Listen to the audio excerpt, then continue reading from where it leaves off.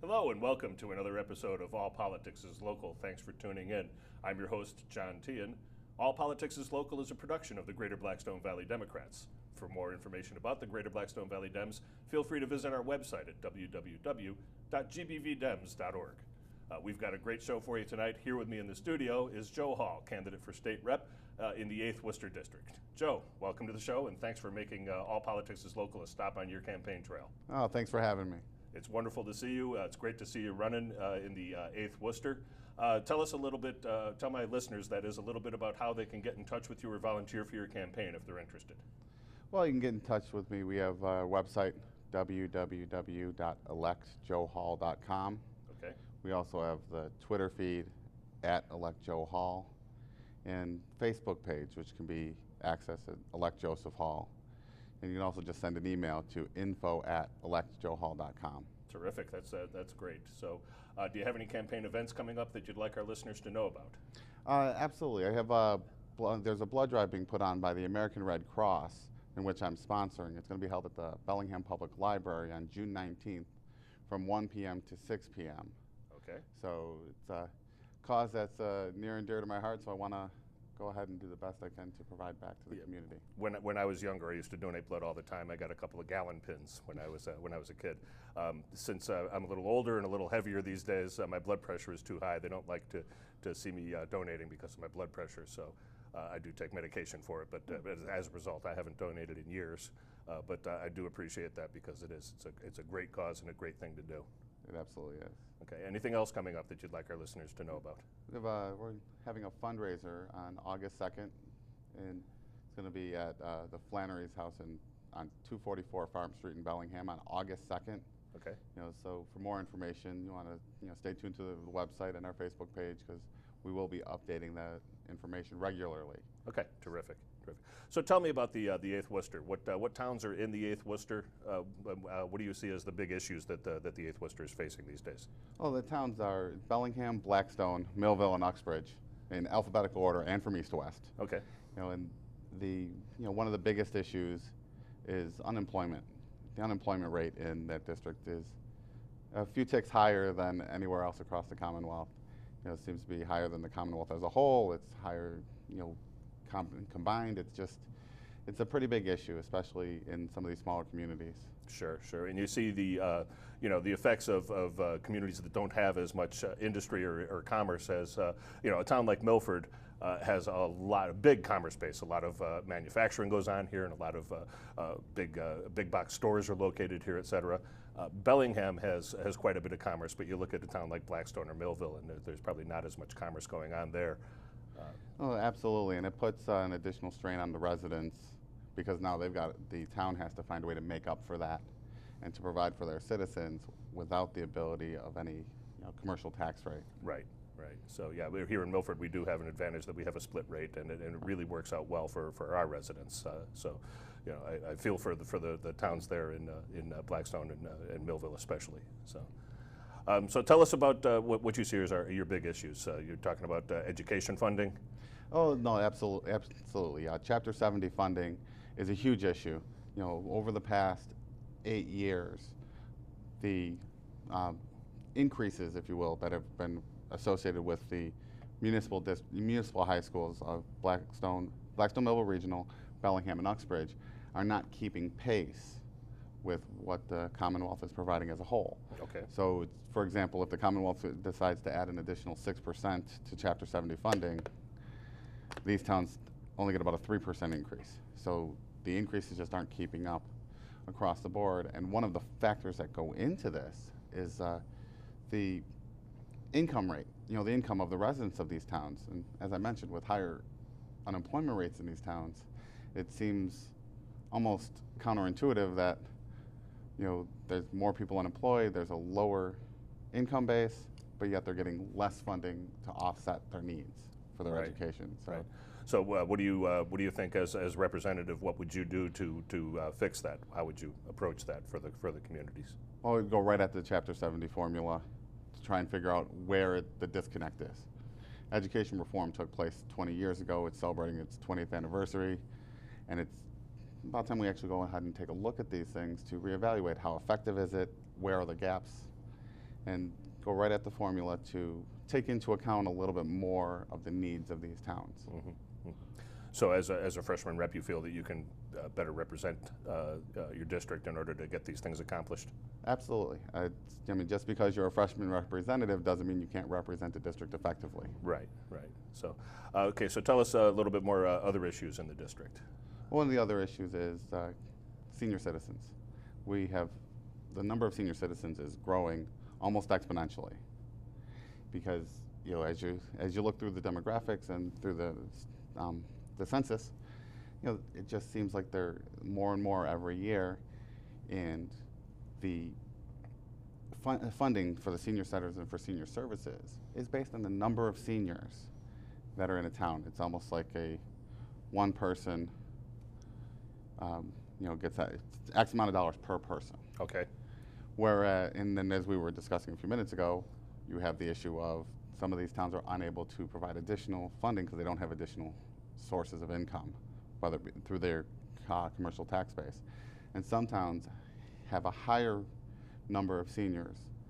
The seniors are just, they're not moving, they're happy in their homes. Sure, sure. And because of the tax breaks that they get, it further reduces the amount of revenue that's available to the town to try and give back to the seniors. Sure. And to any whether through the form of property tax relief or any other senior centers, like you said, those things are expensive, and so it's tougher to maintain that. Yeah, absolutely. And so to try and look at the funding, the formula funding for senior services, to see if we can make it a little more equitable for some of these towns.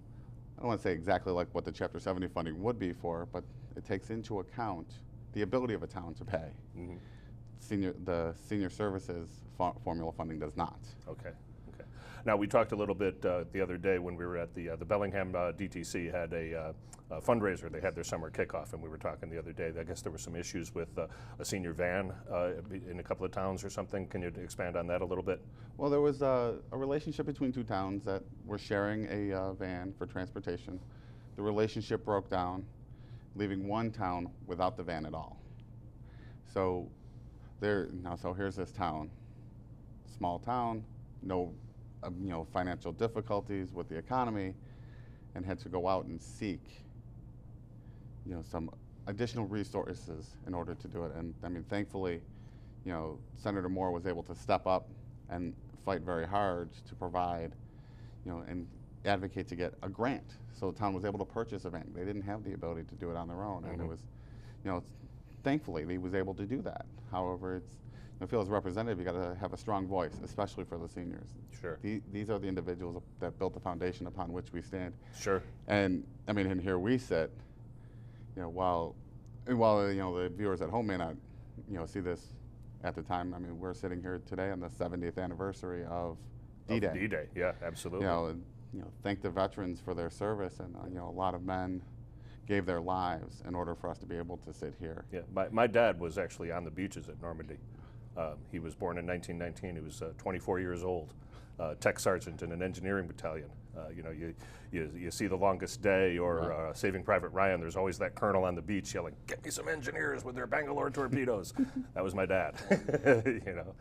So he was an amazing man. He was a tech sergeant, and he would do things like for the rest of the war, he was at the front. He was the pinpoint of the attack. He would be out in the middle of a river, building a bridge, with our troops in back of him and their troops on the other side. And he had some experiences to talk about from World War II. It was a very interesting time, and the greatest generation.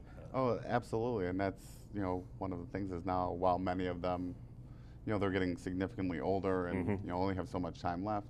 Yep. These are the individuals that need the senior services the most. I mean, veterans are included in that group. They don't get a special exception to being called, senior citizens and need the services. So Yeah, we need to need to give take back. care of Yeah, them. absolutely. I was listening to NPR today. They're doing a lot, of course, on D-Day and being the anniversary. And one of the things that they said was there was 16 million Americans who participated in World War II. And of them, only 1 million are left at this point, still alive. They're all well into their 80s and 90s at this point, you know. So it really is. NPR is embarking on a project to record their voices and to get their stories. Yeah, and I know some members of Hollywood have been doing the same thing for a number of years. Actually, it was Tom Hanks and Steven Spielberg. Yep. Because of Saving Private Ryan, they decided to take on the project. So it's a wonderful endeavor, and with the technology we have and the capability to capture their stories firsthand. Sure, and the history of it, and to have that history for future generations is vitally important. And like you said, I mean, our seniors need care, and they need our help. And you know, how we treat our seniors is how we'll be treated 20 years down the road, you and I. Well, maybe not you, you're younger than I am, but I certainly look forward to being a senior citizen in about 20, 25 years, and certainly I would hope that someone would care about whether or not I have the adequate funding or resources needed.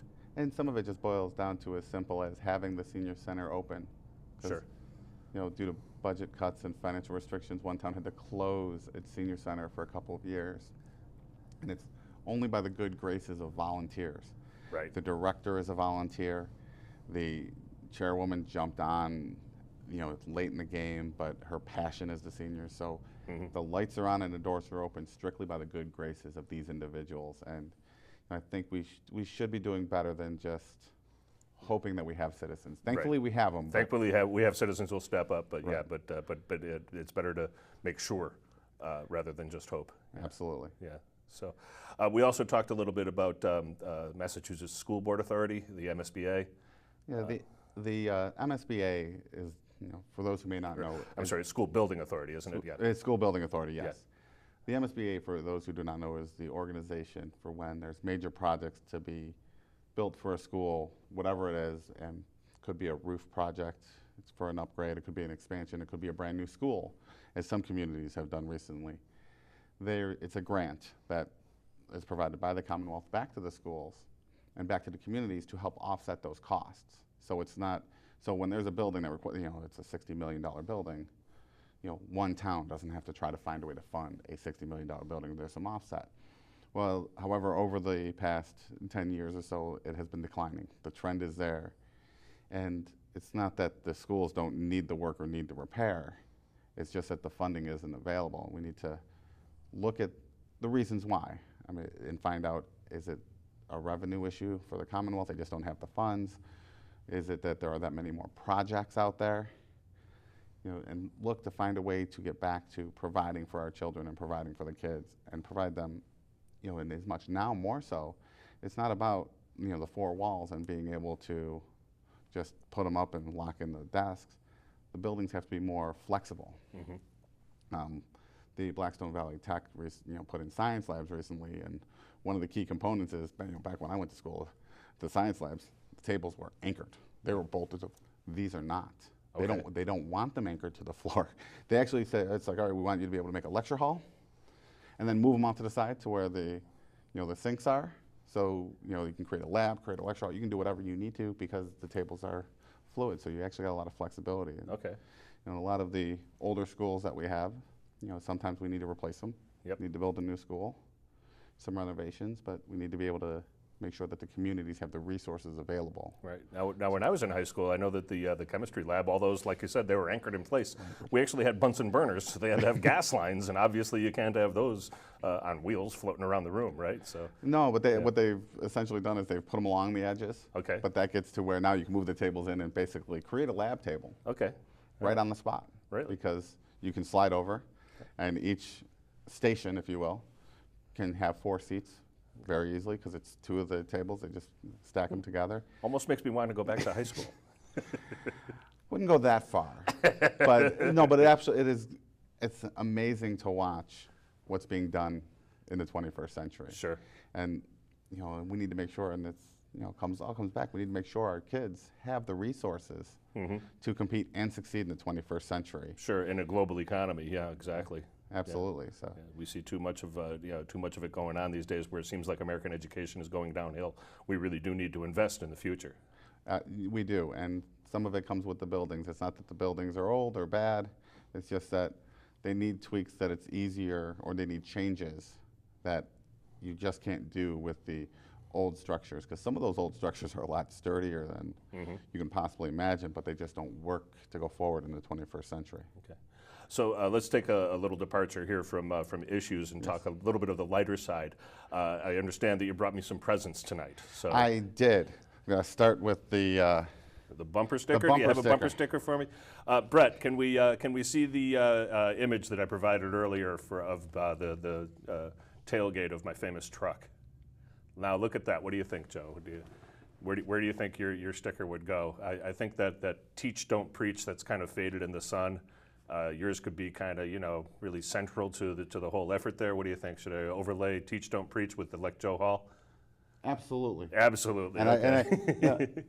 and I don't mind. I mean, I can see I'd be right above Senator Moore. Yeah, you'd be right above Senator Moore, which wouldn't be a bad thing. So, Brett, if you want to cut back to me, we'll show off the bumper sticker. Here's elect Joe Hall, or I'm sorry, Joseph Hall for state representative, and you'll see this on the center of my tailgate shortly. Sorry, Senator Moore, but Joe Hall will be slightly above you. So, thanks, Joe. And also, besides a bumper sticker, which of course is wonderful, you also brought me an extra huge, because that's the only size that fits me, Joseph Hall for state rep. So thank you so much for the gifts. And did you have a campaign pin for me as well, or? I thought I did not have it. Okay. I mean, I thought I would just go way above the pin with the shirt. Okay, way above the pin. Why stop So, at the pin? I'll tell you what, tomorrow I'll be attending a meeting, I'm not tomorrow, Sunday, I'll be attending a meeting with Don Berwick. We're going to a Don Berwick event, Yes. And I will wear your shirt so that people will get a little, little boost to the Joe Hall candidacy. Well, thank you very much. So let's talk again, just to remind our viewers how they can get in touch with you. What's your website? The website's www.electjoehall.com. Very simple and straightforward. The Facebook page can be accessed through Facebook at Elect Joseph Hall, and the Twitter is at Elect Joe Hall. Terrific. And if you want to send an email, info@electjoehall.com. Okay, so people can get out there. Are you on Act Blue? Can people make donations, et cetera? I am on Act Blue. Okay. There's a button right through the website. You can just click right through the website straight into Act Blue. Terrific, terrific. Nice secure website for, for donations. Yeah, Act Blue is fantastic. I really enjoyed Act Blue. The fact that it's there for us to do fundraising. What's their total at right now since they started? I think it's like $248 million raised. It's something very significant. Yes, yeah, it's amazing. I mean, I think what's most important is that it provides the ability to, it provides a secure service. Yes, yeah. At a fairly reasonable opportunity. So. Yeah, back before 2009, when I had a good job, I used to have a very nice job where I made a six-figure salary.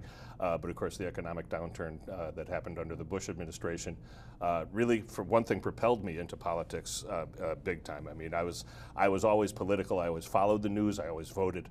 But I never did anything until 2006, when I just absolutely got fed up with how everything was being done, how the nation was being led, how Massachusetts was being led.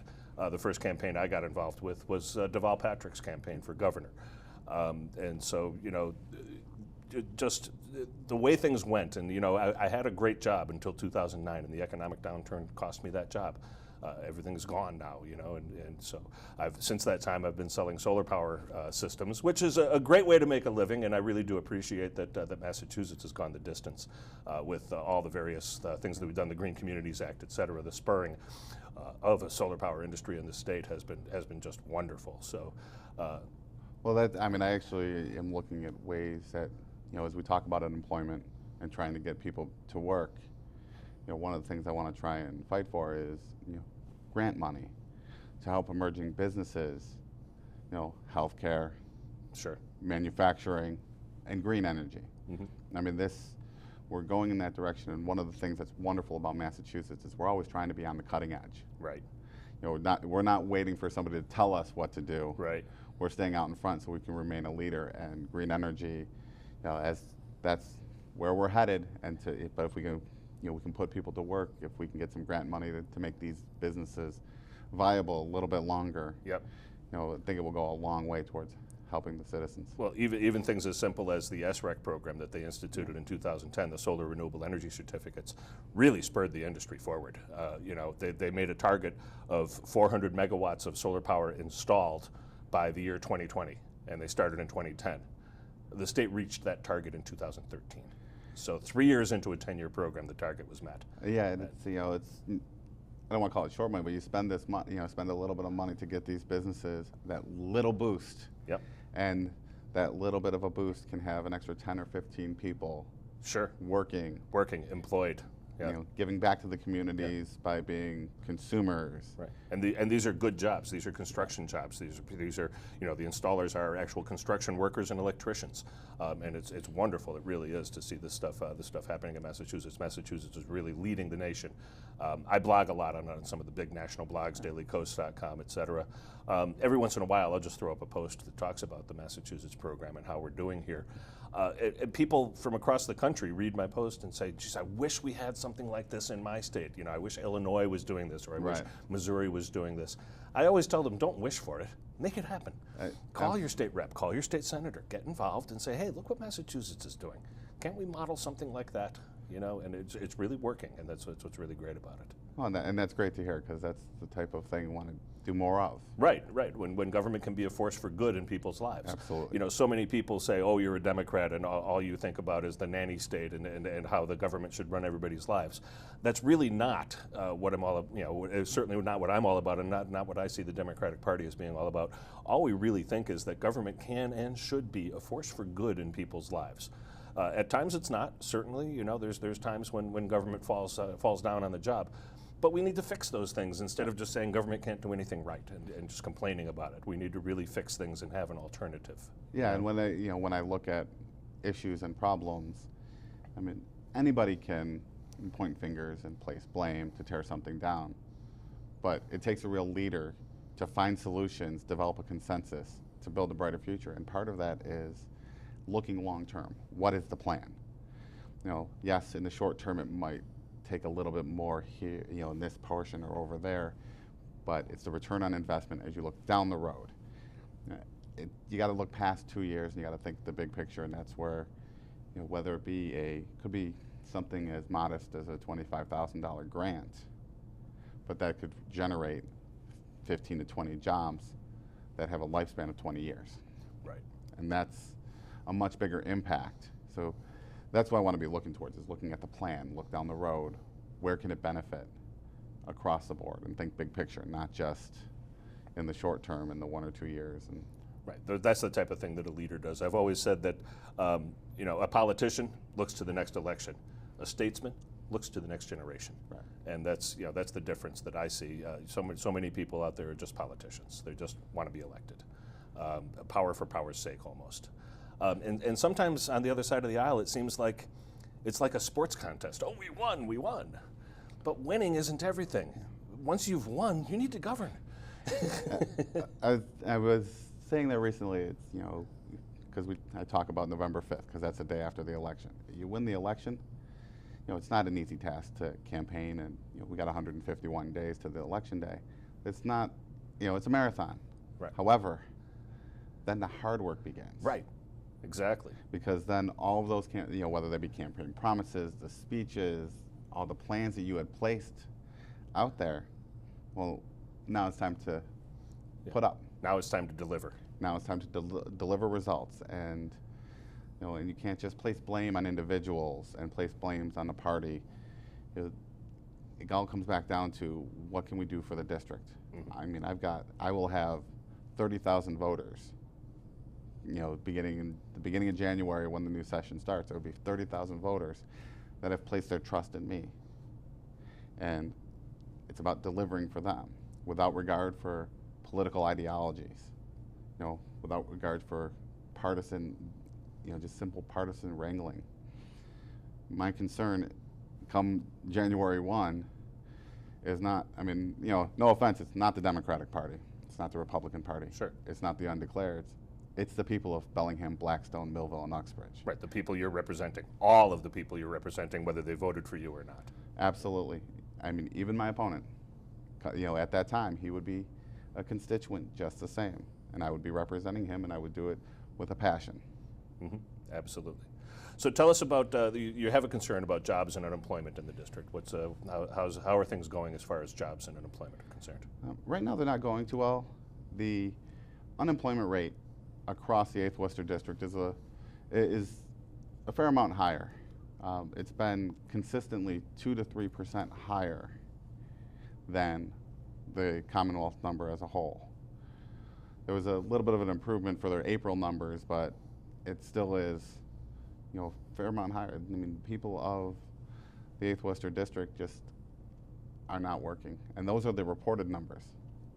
I mean, we all know that there's people no longer being reported in that, and we need to try and find a way to take care of the people and get them to work and put them back in the position of providing for their families, which will help make them better citizens, and help make us a better community and a better Commonwealth.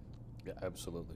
So here in Milford, of course, we famously defeated the casino, which a lot of people looked at, that was a way to get jobs, et cetera. A lot other people looked at, look at the revenue, So many people said, one of the guys on the pro casino side actually wrote a song called $34 million a year, and he likened himself to Bob Dylan, to which I said, I don't think Bob Dylan would have ever shilled for a casino. But you look at those jobs and you say, well, can't we do something better? Can't we get better jobs building things rather than taking? Casinos, Marie Parente said it best. I don't see eye to eye with Marie on a lot of things, but she said it best at one of the casino forums, one of our anti-casino forums. She said the business model of a casino is such that in order for them to make money, good people have to lose. And truly, that's what that was all about. And I really enjoyed that campaign to beat the casino. We famously kicked them right out of town, beat them by about 2-1 margin, and when we were outspent, over 40-1 on our efforts. Yeah, the casino, living in a impacted community, because I live in Bellingham, Blackstone and Millville certainly would have had some impact as a result as well. I actually saw both sides of it. I mean, I understood, so I almost remained neutral, because absolutely I saw the construction jobs, the service jobs, I saw all this opportunity, and it was going to be bringing in people from different parts of the Commonwealth, but I also saw what it would take away from the local businesses, the restaurants, because casinos don't always don't come in an isolated form anymore. They come with a little bit more. There's local hotels and service and staff that are there. I could completely see both sides. Yep. And so I kind of, and when I weighed them out, I just couldn't. Neither side really gave me enough to tip the scales. So Bellingham wasn't part of the consideration, being, just to the south of here. Right. So it was, but that's, I mean, it's a great example. It's absolutely, it does bring a lot of these types of jobs, but then it has an impact on the community. Not a lot of the end of world scenarios, if you will. This type of unsavory person, this unsavory characters, this type of crime, not necessarily just in that. It just takes away from the local businesses. What they typically do is they'll put in, it's more than just a casino, it's more an entertainment complex. They would have restaurants in there, multiple restaurants, multiple bars. And those restaurants would be operating at a loss. They don't care about making a profit. So many other restaurants outside of the casino do care about making a profit because they're supporting a local business person. And when you have somebody undercutting the local businesses, they could afford to do $4.95 buffet, whereas anybody else would have to do an $8.95 buffet. And so, it's almost unfair competition, because the whole point of having those extra businesses in there is to draw people in and to get them to go sample the gaming floor and lose some money. Exactly, and that's where I said, as I saw both sides. So it was very hard for me to finally draw a line on it. And when Milford made the decision and it was done, it made it made the decision a lot easier for Sure. me sure. and my family. Sure. Yeah, we were really pleased as being part of Casino Free Milford, and since that time, Casino Free Milford has also morphed into a new organization. We call ourselves Citizens for Milford, which allows us to keep the CFM. Casino Free Milford, Citizens for Milford, and we're out advocating on various issues at this point. We're kind of feeling our way forward. We recently held, prior to the townwide election, we held a candidates forum and had very good results. We had a crowded room and a really great debate amongst the candidates, and it was well received. And feel free to correct me if I'm wrong. That's also, I mean, it's a nonpartisan group. It's got people Absolutely. from both sides. Absolutely, yeah. That was one of the greatest things about my experience with Casino Free Milford. You saw the bumper, the tailgate, that is, of my truck. I had one of our gigantic Keep Milford Casino Free, or Casino Free Milford, we made our lawn sign into a gigantic billboard, and we mounted one in the back of my truck. Well, one of my compatriots in Casino Free Milford, Steve Treadle, the co-chair of the group, he's ideologically on the opposite side from me. His truck had Mitt Romney and Scott Brown and Gabriel Gomez and Bielat, whereas mine had Joe Kennedy and Barack Obama and Elizabeth Warren and Ed Markey. He also had one of those placards in his truck, the billboard. And there are people out there that believe just because I'm a Democrat, I can't see the other side and I can't work with a Republican. It can be done, and it can be done successfully. Not only successfully, I have friends who fly a Gadsden flag. Don't tread on me. They're true Tea Party people, but they are friends of mine. And when I go to see them, they're happy to see me. The last time I went to Steve's house, he was in the middle of something with work, but he made a point to stop and came over and shook my hand and said, "John, it's great to see you. We don't see each other often enough."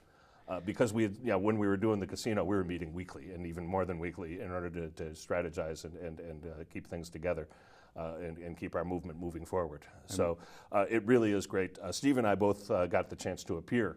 We went to town hall on the day of the referendum. We went to town hall and appeared live on Milford TV at 7:30, half an hour before the polls closed. And being as ideologically opposed as we were, we appeared on TV, and our message was the same. The interviewer said, "Guys, do you have any last-minute words for the people of Milford?" And both of us said exactly the same thing. There's still a half hour left. Get out and vote if you haven't voted yet. And it was great. We had great turnout, and it was just a great effort. And that's what I want to take to Beacon Hill, is that you can work with both sides. Absolutely. Just because somebody doesn't share the party designation doesn't make them the enemy. You can get things done if you're a Republican. You can get things done if you're a Democrat. It doesn't matter. You got to work together as a team. Right.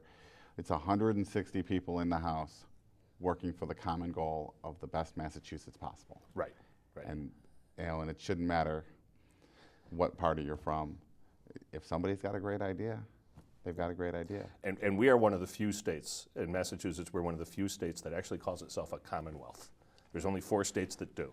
And we are truly a commonwealth, and we should be more of a commonwealth than we are in some respects. So I like your attitude. I like the the idea that you bring, that it's 160 people who should be working together for the betterment of our commonwealth. If any one party or any one person had all the answers, we wouldn't need 160 people. That's true. That's true. Absolutely.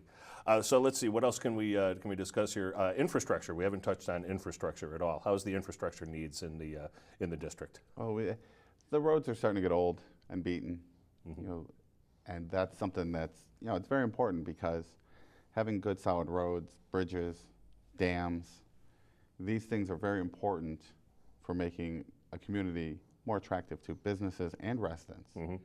One of the things that's happening, that's getting promoted a lot down the line right now, is the declining population in the towns, because people aren't moving in as much.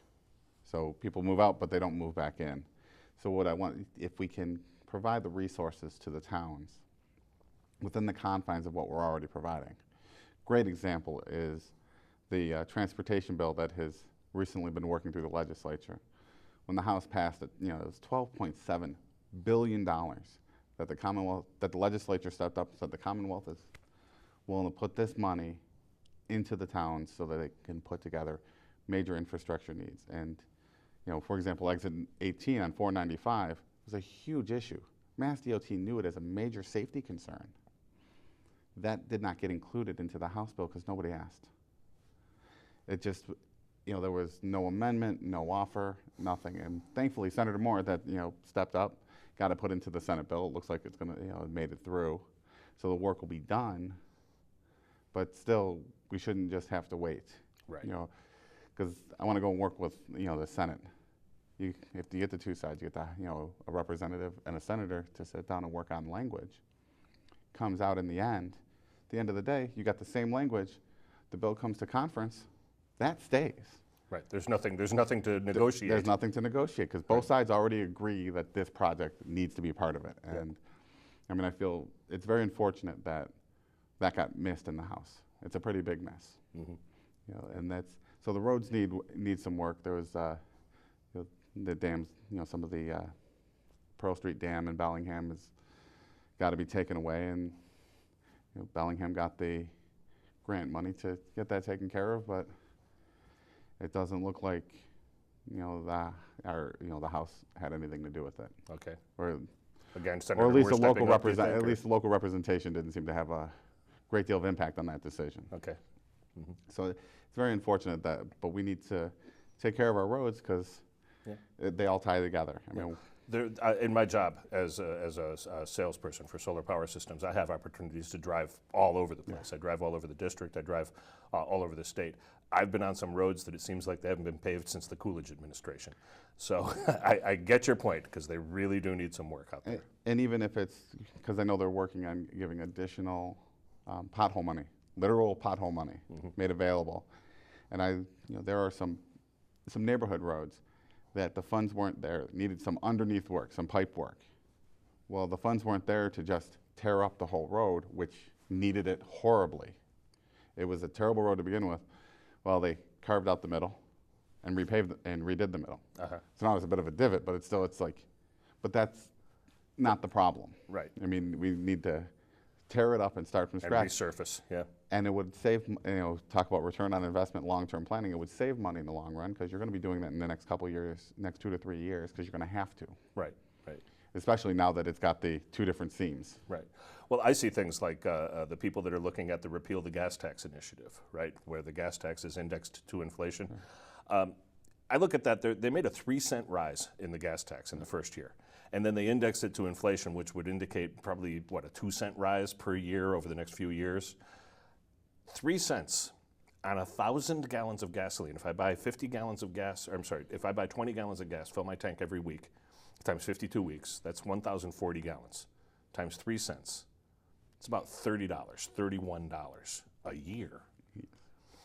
I don't mind paying $31 a year if the roads are actually going to be improved by this money that I paid, because that's going to save me on my maintenance on my car. Yes. I'm going to save shock absorbers, tires, I just had to buy 2 new tires for my truck, $365. You look at that and you say, well, you know, that's 12 times the gas tax increase if we're going to maintain our roads properly. I'm all for it. Taxes are the price we pay for good stuff. We get a good return on investment for our tax dollars. My car is 10 years old. In the first 6 to 7 years, it survived on a single set of tires. Yeah. About 2 years ago, they got it completely redone. One of them had to be replaced last year, and I just put 3 more new ones on because the roads just, they take a beating. Yeah, yeah. So absolutely, that long-term strategy is, while it might take a little bit more now, and that's actually great because it goes back to the consumer. The consumer doesn't have to put $300 in tires on his car. Sure. You know, so that's money that could be better spent at a restaurant. A variety of ways. Yeah, right. Just putting it back into the economy. Yeah. You know, and recycling that revenue, and it just helps build the Build the businesses. local economy, yeah. Yeah, one of the bumper stickers on my truck is break the chains, shop at independent stores, and I really do believe in that. We do an event here in Milford. You may want to come to our event on the second and fourth Wednesday every month. We get together for Drinking Liberally. Over at the Turtle Tavern, 72 Main Street here in Milford. So we get together at 6:30 at night and we stay and as late as anybody wants. Obviously, you have to leave at closing time. But we get together, we talk politics, we have a few beers, we have dinner. We get 20 or 30 people in there every 2 weeks, or not every 2 weeks, but the second and fourth Wednesday every month. Sometimes there's 3 weeks in between. If it's one of those months that has 5 Wednesdays, there'll be 3 weeks in between the meetings. But we have a ball. Several people from Bellingham attend, so you may want to attend one of our Drinking Liberally sessions coming up. But we do that at the Turtle Tavern because it's a local restaurant. We wouldn't do that at a chain restaurant. We support a local establishment, and they love us in there for doing that for them. And that's the way I think I look at everything. The mechanic I use is a local business. Sure. And I haven't asked the question, but I'm pretty sure her father actually started the business many years ago. Uh-huh. She got married, and her husband took over it. So I go there because it's a local business. Yep. I can sit in there and I can talk to her. I can she's the owner. She's the person in charge. She's giving back to the community. Yep. When I go out to dinner, my daughter is 6 years old, so I don't always get to choose where we go to dinner. But when I can convince her, we do choose local restaurants, local owned. I mean, there's a couple new ones in Bellingham that are doing just a great atmosphere, great local atmosphere, Right. and that it's hard to replicate elsewhere. Right. I've got some clients. They live up on Reagan Road in Milford. They recently set up an account for a solar power system with me. They own an auto body shop, Auto Go, over on Charles River Road here in Milford. I had no idea that business was even there. But you know what? When I blew that tire last weekend and I had to change my tire and put my spare on and I needed tires, guess where I went? I went right to a local business, Auto Go. They're clients of mine, so I figured I would give back, and they loved to see me. I walked in, and they were so happy to see me. Not happy that I obviously was having some misfortune with my truck, but at the same time as the truck was in to get the tires fixed, I said to him, you know what? It's June, and look at my sticker. It's got 6 on it. Can you tell me what I need to do to get it past inspection? Well, there's an exhaust leak. I need a muffler. I need a tailpipe. I need this. I need that. They gave me an estimate on what I need to do to keep the truck on the road, and like you, my truck is not new. It's 13 years old, it's 14 years old. It's a 2000, but it still runs great. 150,000 miles, and I'm not complaining. It's a great truck. So I'll keep on driving it as long as it's going to keep on transporting me. At some point, the car is going to change its mind, but that's when you make the decision. Exactly. That's when I'll have to make up my mind to get something new. My new dream car is a Nissan Altima Hybrid. I was in an accident a while back. I hit a deer coming home. I was coming home from Fords Park at the time. I was commuting. This is several years ago, and I was commuting into Boston. I had a decent job, software engineering, rather than my solar sales career that I've had since 2009. But I was coming home from Boston, and Fords Park up 140. What's that? There's a couple of different places. There's a fence company, Mr. Fence, I think it is. Right before that is the cemetery. Yes. Deer ran right out in front of me. I mean, a line of cars, deer ran right out in front of me. Nothing I could do. I stood on the brakes. I actually blew a brake line. Wow. I hit the brakes so hard, but I hit the deer, and that really damaged the front end of the truck severely. So the truck was down for a while. It was in the shop for, I think, 2 weeks or so. And I had a Nissan Altima Hybrid as a rental car during that period. I loved that car. So that's my new dream car, and that's going to be my next vehicle. I'm going to get one because it was great on gas, 44 miles to the gallon, and it had great pickup, no problems getting on the highway. Good car. The federal government is asking the manufacturers in Detroit to look at those. Yeah. And it's wonderful. We talked about it in terms of solar energy earlier, but it's a form of green energy. Yeah. Absolutely. It's battery storage, yeah. And I have a client from a former solar sales job that I was doing. I have a client over on Jones Road in Hopedale who, at the time, he was considering a solar power system from a competitor. But when I looked at his needs, I looked at his electric bill, and I noticed a big spike in January. And I said, well, what happened here? Why'd your bills go up so high? Oh, he says, I bought a Nissan Leaf. So he bought an electric car in January, and here I'm talking to him in April. his needs changed. Absolutely. And the other solar power company that he was dealing with didn't take that into account. And so I talked to him about that, and I said, well, look, let me see what I can do for you. Right. And we ended up getting him a premium system with the best panels that were available on the market at the time. And we filled his roof with those panels. So rather than getting a 6,000 watt system, he got a 10,000 watt system.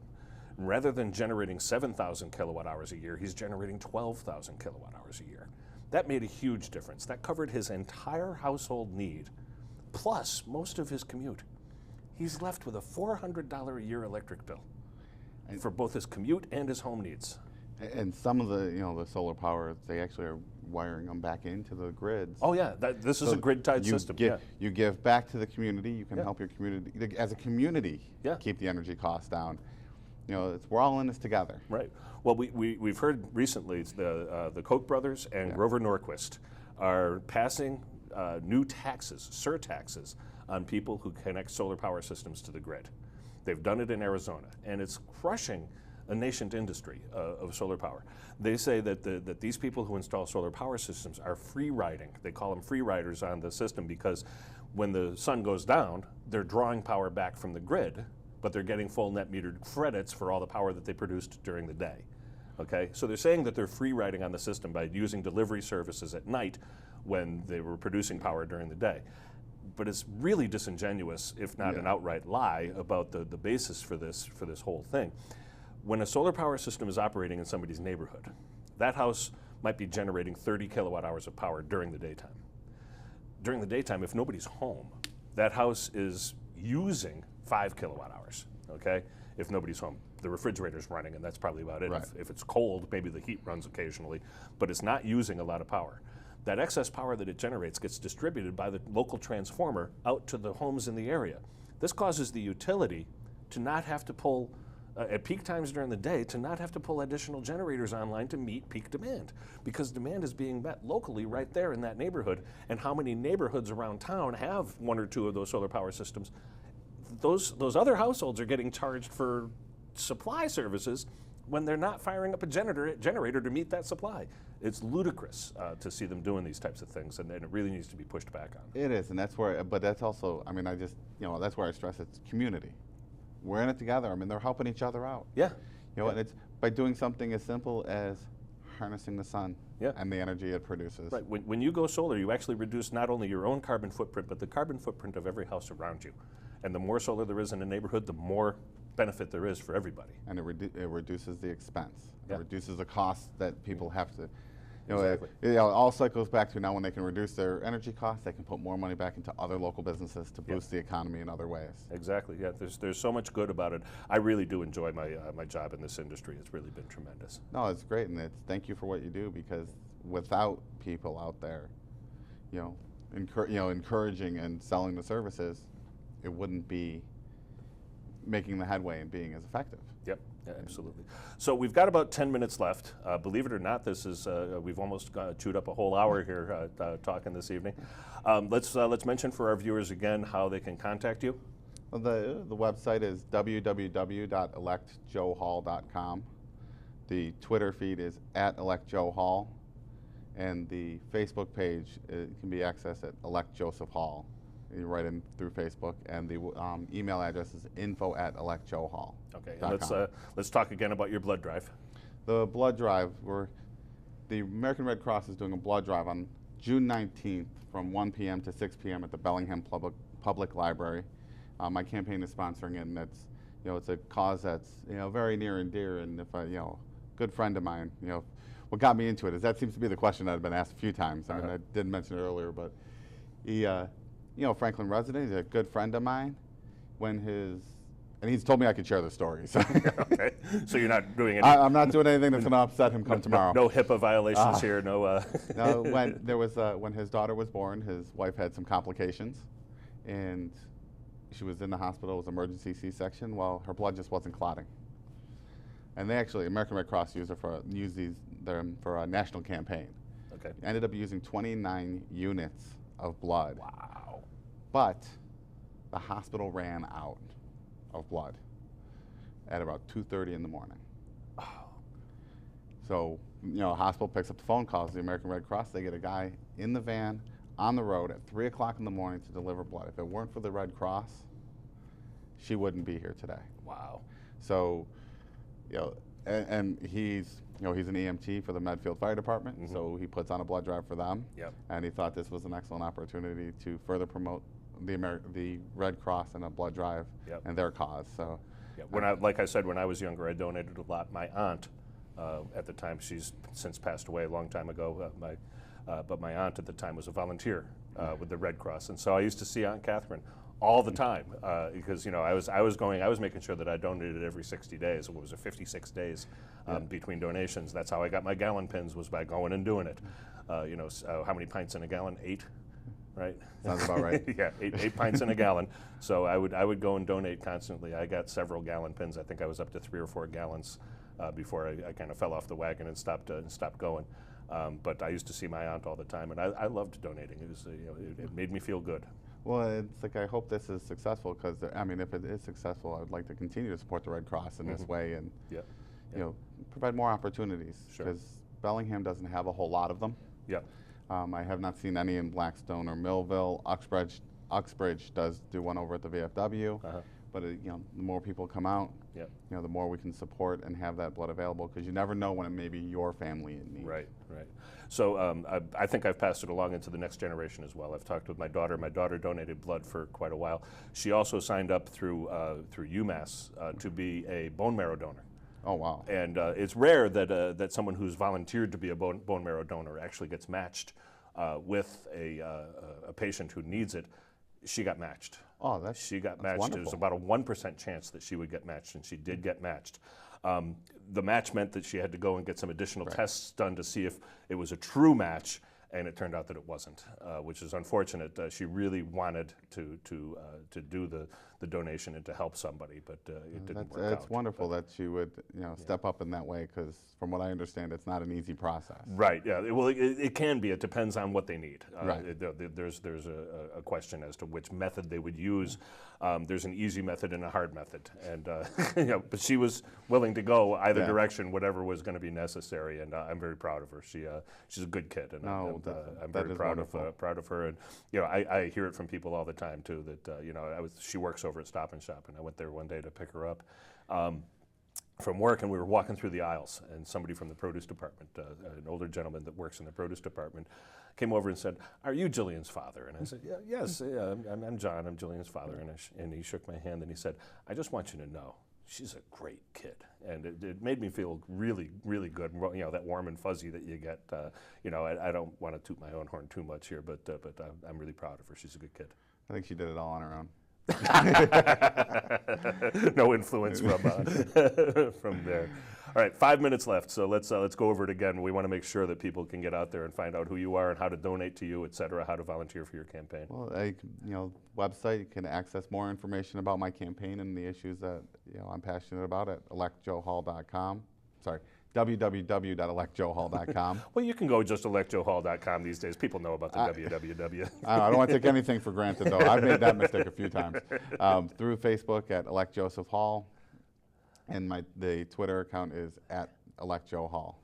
Okay. So, you know, and I'm looking forward to this campaign. It's going to be, you know, very energized. Mm-hmm.